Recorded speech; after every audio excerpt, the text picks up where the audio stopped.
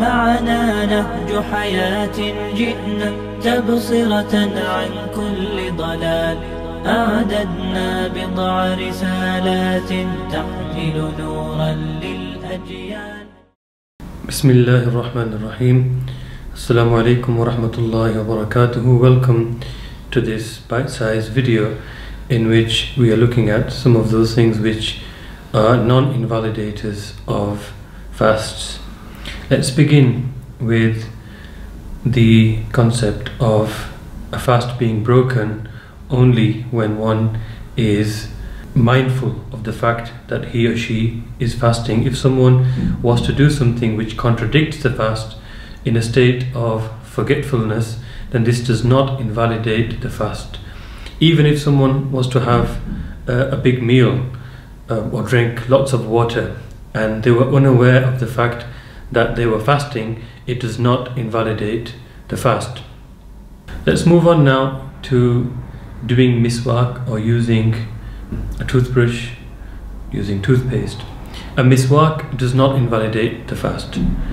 In fact, it is a sunnah of ablution, doing wudu, and under no circumstances does it break the fast. Even if one was to use the miswak multiple times, it does not affect the sawm, the fast, in any way, shape or form. As for using a toothbrush and toothpaste, what's important to know here is that if any of the toothpaste actually enters into the throat, if one was to swallow any particles of the toothpaste, then this would invalidate the fast. So if one was to use toothpaste whilst cleansing his teeth, then they should make sure that no particle from the toothpaste actually goes beyond the throat and they don't swallow any of this toothpaste. Another thing which does not invalidate the fast and is commonly asked is giving blood, having blood tests. Blood tests do not invalidate the fast. However, the fuqaha, they write that if one was going to feel extremely tired and fatigued after giving lots of blood, then this would become makruh and would actually decrease the thawab of this fast. So if it was to affect the person negatively, then they should avoid giving blood in such a proportion that would affect their fast negatively. Likewise, playing sports during the days of Ramadan, playing football, playing cricket, anything which is going to make the fast more difficult and more burdensome, the ulama write that this would make the fast makruh. However, it would not invalidate or break the fast. Another common question is the question on bleeding gums.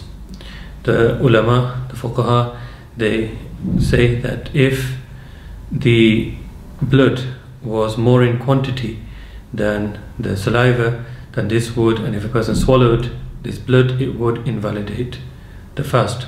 However, if the blood was less in quantity and there was more phlegm, then this does not affect the fast negatively. Another question is swallowing phlegm. Sometimes people gather phlegm and they swallow this phlegm.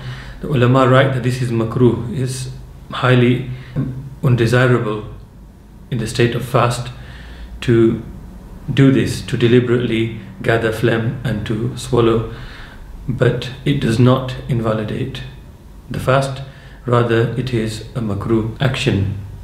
Another frequent question is the application of oil and other creams and other substances on the skin. Again, these things do not invalidate the fast. For example, using something powerful like Vicks on parts of the body. However, if one was to inhale this deliberately, then this would invalidate the fast. Similarly, if a person was to deliberately inhale smoke of fragrances, bakhur or things like this, if one was to deliberately sniff these things, bring them close to their mouth and nose and inhale these things, this would also affect the fast negatively, would break the fast. But just passively taking in this, inhaling this smoke, does not actually invalidate or affect the fast. Please remember that whilst fasting, one must be very careful whilst bathing, especially when they are gargling their mouth or putting water in the nostrils, that the water does not actually go through and into the throat and into the stomach. Sometimes a person is late waking up, late rising, and they have missed the sehri, and they think that maybe for missing sehri the fast doesn't count or the fast is invalid. However, this is a misconception, because missing sehri does not actually invalidate the fast. Likewise, people who wake up and rise in a state of ritual impurity, in a state of janaba, again, this does not nullify the fast. The person's fast is perfectly fine.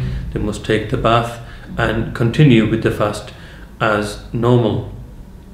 And finally, moving on to applying the surma kuhl, which is sunnah of the Prophet sallallahu alaihi wasallam. Even though it's been noticed that you can actually see the effect of the kuhl in one's saliva at times. Some kuhls are very, very powerful. Their effect actually goes into the throat, but this does not nullify and invalidate the fast, because the Holy Prophet sallallahu alaihi wasallam permitted this action.